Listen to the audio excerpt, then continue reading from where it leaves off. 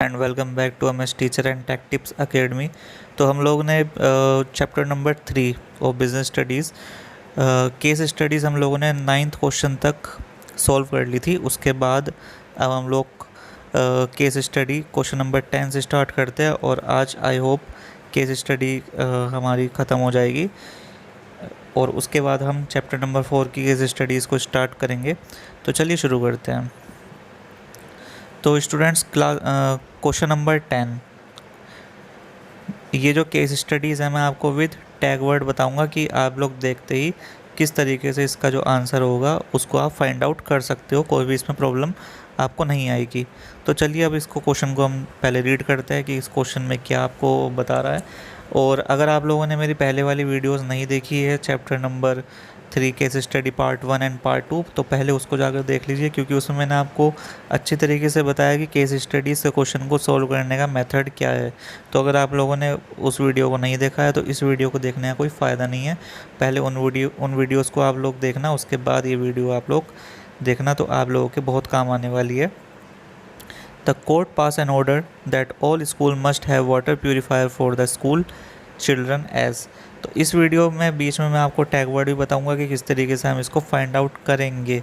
तो वीडियो को बिना स्किप करे देखना और आप लोगों को इसमें सीखने के लिए बहुत सारी चीज़ें मिलेंगी। सिर्फ इसमें हमारे 3 क्वेश्चन रह गए हैं, तो ज़्यादा टाइम भी नहीं लगेगा, ज़्यादा लंबी वीडियो भी नहीं होगी और आप लोग इसको अच्छे से देखना बिना स्किप किए, क्योंकि इसमें बीच बीच में मैं आपको इम्पोर्टेंट बातें बताने वाला हूँ, तो वो मिस आप लोग बिल्कुल भी मत करना।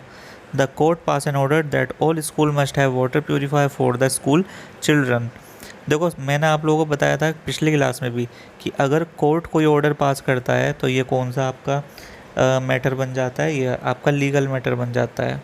ठीक है, तो ये आपका लीगल, अगर इन्होंने डायमेंशन पूछी होगी, देखता है क्वेश्चन में इन्होंने डायमेंशन पूछी है, तो सबसे पहले आपको देखो क्वेश्चन पढ़ते ही आपके माइंड में आंसर आ गया कि ये कौन सी डायमेंशन थी आपकी, लीगल एनवायरनमेंट की डायमेंशन आपकी ये थी।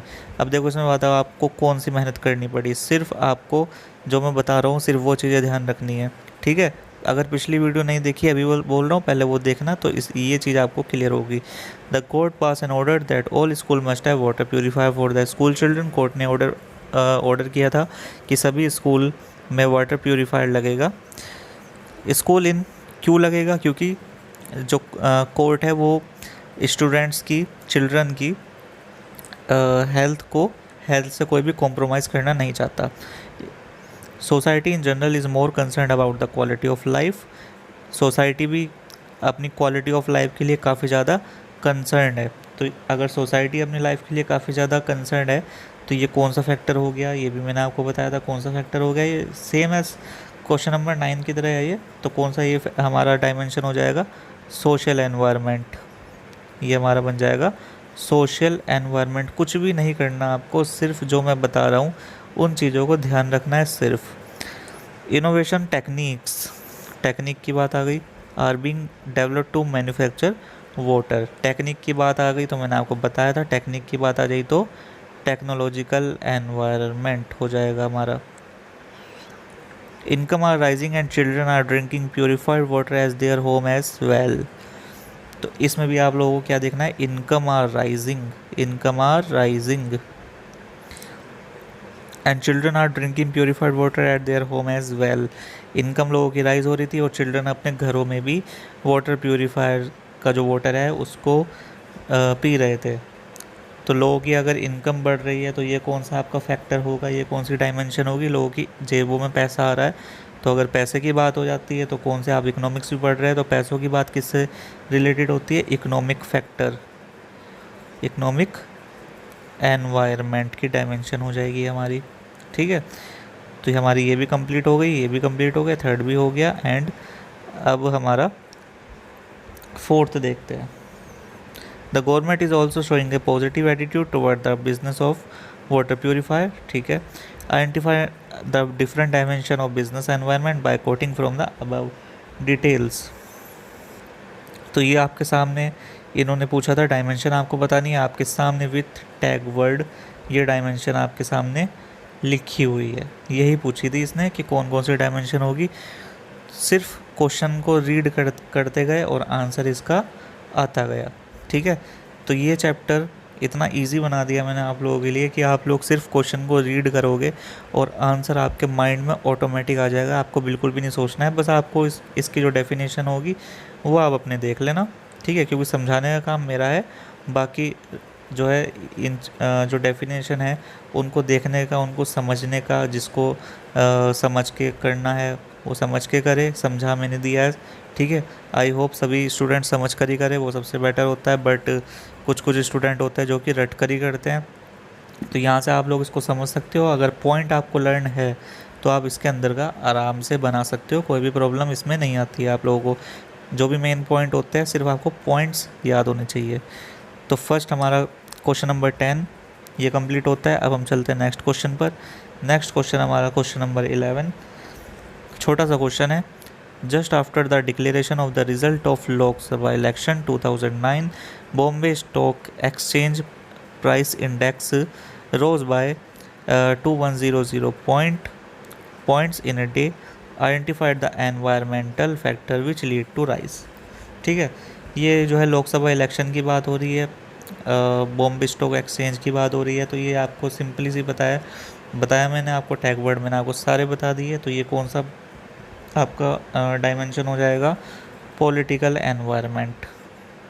कुछ सोचना ही नहीं पड़ा आपको। ठीक है, तो ये कौन सा है? पॉलिटिकल एनवायरनमेंट की ये डायमेंशन है। कुछ भी नहीं सोचना पड़ा आपको, आपने क्वेश्चन पढ़ा और आंसर आपके सामने। यही था इस क्वेश्चन में, और कुछ इस क्वेश्चन में करना भी नहीं था। अब देखते हैं नेक्स्ट क्वेश्चन, क्वेश्चन नंबर 12। ये भी छोटा सा क्वेश्चन है, इसको देखते हैं। The government of India is seriously thinking of allowing the oil marketing public sector, ध्यान से पढ़ेंगे, oil marketing public sector undertaking to fix their own prices for petrol and diesel. Government seriously इस बात के ऊपर सोच रही है कि जो ऑयल मार्केटिंग पब्लिक सेक्टर है, यानी कि जो पेट्रोल वगैरह डीजल वगैरह इन चीज़ों की सप्लाई करते हैं, वो अब अपने प्राइस खुद कंट्रोल करें। ठीक है, यानी कि पहले सपोज़ करो गवर्नमेंट ने ये ऑर्डर दे रखा था कि पेट्रोल के जो प्राइस होंगे वो 60 रुपीज़ पर लीटर से ऊपर आपको नहीं रखने हैं। यह सपोज़ करते हैं गवर्नमेंट ने ऑर्डर दे रखा था। और जो डीज़ल के प्राइस होंगे वो सपोज़ करते हैं 54 रुपीज़ से ऊपर आपको नहीं रखने हैं। ये पेट्रोल ये ऑयल पब्लिक सेक्टर को इन्होंने, ऑयल मार्केटिंग पब्लिक सेक्टर को इन्होंने ऑर्डर दिए हुए थे। ठीक है, अब गवर्नमेंट ने कहा कि भाई अब हम जो है ना इनको कोई ऑर्डर नहीं देना चाहते, अब ये जो रेट है पेट्रोल के है डीजल के है ये लोग अपने आप अपने हिसाब से रखे, अब हम इसमें कोई दखल अंदाजी नहीं करना चाहते। ठीक है, तो अब गवर्नमेंट ने इनको छूट देने की सोच ली है। तो ये बात ये सीरियसली अब थिंक कर रहे हैं। ठीक है, ये बात सीरियसली है सोच रहे हैं। तो इसका मतलब है कि पहले गवर्नमेंट ने सारी की सारी जो कमान है वो अपने हाथ में ले रखी थी, अब गवर्नमेंट इनके ऊपर मतलब सारी की सारी रिस्पॉन्सिबिलिटी इनको दे रही है। ठीक है, which economic reform is the reason for the change in government policy. तो गवर्नमेंट क्या चेंज कर रही है? सिंपल सी बात है कि गवर्नमेंट क्या कर रही है, ये प्राइवेटाइजेशन कर रही है। ठीक है, आप लोगों ने प्राइवेटाइजेशन पढ़ा हुआ है। तो गवर्नमेंट क्या कर रही है? ये प्राइवेटाइजेशन कर रही है, यानी कि लोगों को, यानी कि इन लोगों को जो प्राइस है वो अपने आप फिक्स करने के लिए गवर्नमेंट सोच रही है। तो ये क्या हो गया? एक तरीके से प्राइवेटाइजेशन हो गया कि जब जो है पब्लिक सेक्टर है वो प्राइजेस खुद फिक्स करते हैं, तो this is the factor of privatisation. ठीक है, बट अगर प्राइस बहुत ज़्यादा इन्होंने रख दिए तो फिर गवर्नमेंट को कुछ ना कुछ करना पड़ता है। ऐसा भी नहीं है कि प्राइस ये लोग बहुत ज़्यादा रख दें, ठीक है, तब भी गवर्नमेंट कुछ ना करे, ऐसा भी नहीं होता है।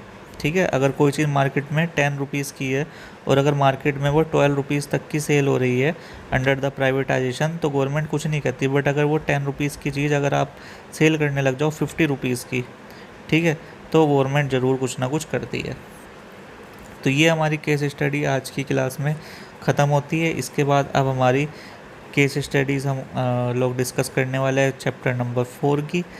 तो आप लोगों ने जिसने भी वीडियोस नहीं देखी है तो ये वीडियोस आप लोग ज़रूर शेयर करिएगा। और वीडियो को जो पहले वाली वीडियो जो मैंने बनाई है पार्ट 1 एंड पार्ट 2 की, उन वीडियोस को जब तक आप नहीं देखोगे तब तक आप लोगों को जो टैग वर्ड है इन चीज़ों के वो ध्यान में नहीं आएंगे, ठीक है। चैप्टर नंबर 3 मैंने आप लोगों के लिए इतना सिंपल बना दिया कि आप लोग सिर्फ 5 मिनट में इसको रिवाइज कर सकते हो, इसकी केस स्टडीज़ को, ठीक है। तो वीडियो को ज़्यादा से ज़्यादा अपने फ्रेंड्स को शेयर करिएगा एंड वीडियो को लाइक करिएगा एंड चैनल को सब्सक्राइब करिएगा। So thank you very much class.